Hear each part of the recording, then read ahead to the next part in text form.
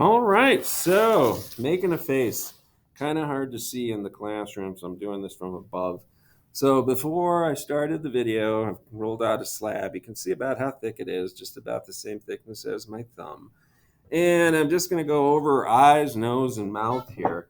But if I was making this into a mask, let's say, that hangs on the wall, first thing I might do, and it kind of depends on how realistic you want it to be, is just kind of cut a simple shape.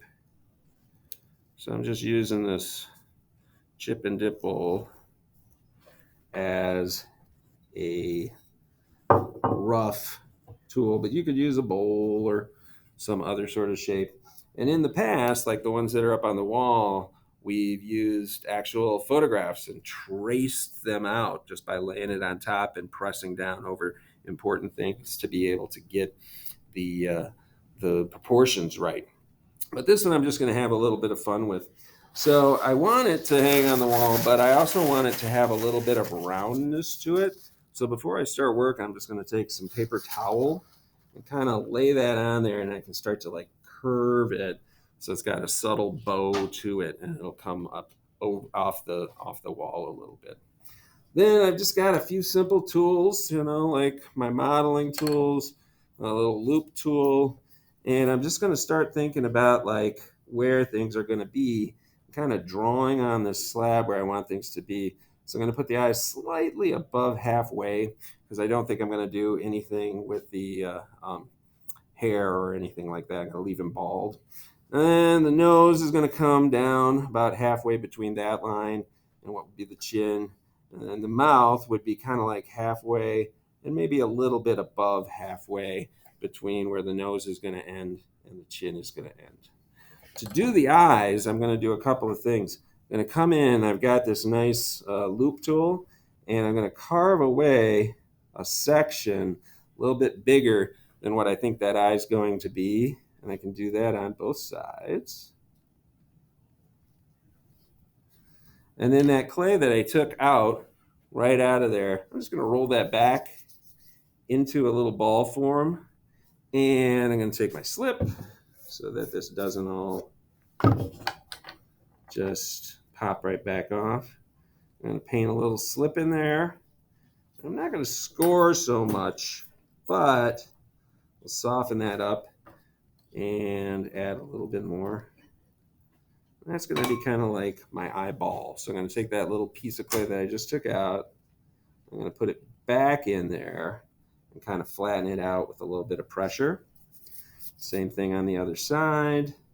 If I want it to be realistic, the distance between the eyes should be about the same as the size of the eyes. So this size and that should all line up.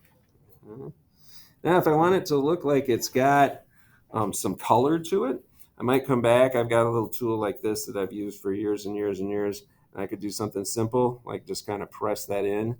And you could even do that with something as simple as a pencil or an eraser. Or I could carve it out, kind of turning my tool to make a little cavity in there. And that gives it kind of like the colored part of the eye. And then I'll take a little bit of clay and again, add a little bit of slip. And I could put a little dot in there of clay, another little ball. And I want to kind of push it so it's not quite perfectly centered. Otherwise, it's going to look too much like the person is, dilated pupils and weird, that sort of thing. But just a little bit off to the side, and I try to kind of do it the same way on both sides. So in this case, it's kind of making like a crescent moon shape on one side. The other side doesn't have as much going on. It kind of touches that other side. All right, so it looks like they're really popping out. So now I'm going to take some clay. I'm going to roll out kind of a little teeny coil. I'm going to divide that into two. So I'm going to cut it in half. And I'm going to kind of squish the edge so it's kind of like a little worm. And then I'm going to flatten it a little bit. I'm going to paint over the top of the eyes. I'm going to lay that so it goes right over the top and touches that dark area that I carved away. And I'm going to smush that in on top, leaving the edge on the bottom. Okay. Do the same thing on this side. Oops, paint a little slip. Not liking this eye quite as much as the other eye, but it works just fine. So now I got two eyes. Okay. I could do the same thing on the bottom. A little coil. And this one I tend to make a little bit smaller. A little bit of slip. Flatten her out. It's kind of like I'm drawing the eye with this shape.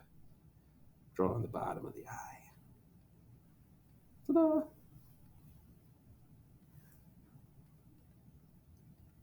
Smush it in. Yeah, I kind of liked them more than before I put those on there. But you can see the eyes. Okay.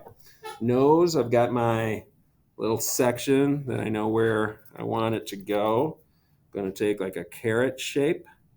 And I'm going to paint a little slip. Going to put that carrot shape on there. Take away a little clay up there. Press down. Start smoothing it in.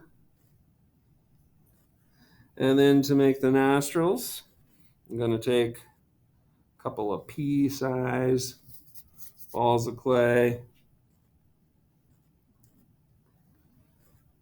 Put them on either side like that. I'm going to start to smooth that all together. I got the beginnings of a nose. Just like that. And I can take my thumbs or my fingers. I can kind of round that almost like I'm picking his nose. Mouth. Mouth we can do lots of different ways. Okay? A lot of times people will be like lip and lip, right? And it looks like big and crazy on there. So I go a little bit smaller than that. I'm going to take about half that clay. And I'm going to kind of make something that looks sort of like a section of orange, right? Like if you were peeling an orange and eating it, that kind of a shape, right? And I'm going to bend it the opposite way. I'm going to bend it down so that now it looks like a pierogi. And I'm going to paint some slip below the nose. I'm going to make that smaller. It's a little too thick. I'm going to place that whole thing below, like where a mustache would go. Smooth that in.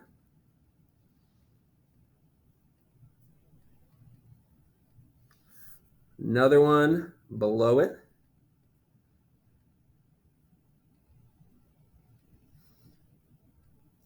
A little bit of slip.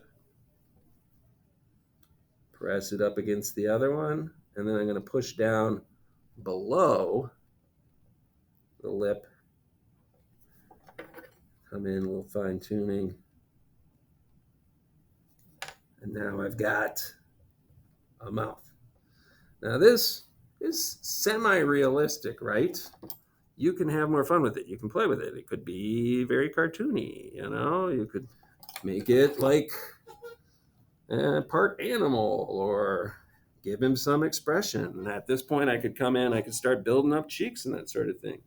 But if I want this to be piece with found object, like that piece I showed you from NCECA, I could come in, make an opening here, make another opening over here. And if I find some sticks or even paintbrush and fork, I could combine something like that after it comes out of the kiln. It's got a spot to go. Might go to the back side now. Press up with my fingers to make it so that it could hang on the wall. And boom, I've got a little face.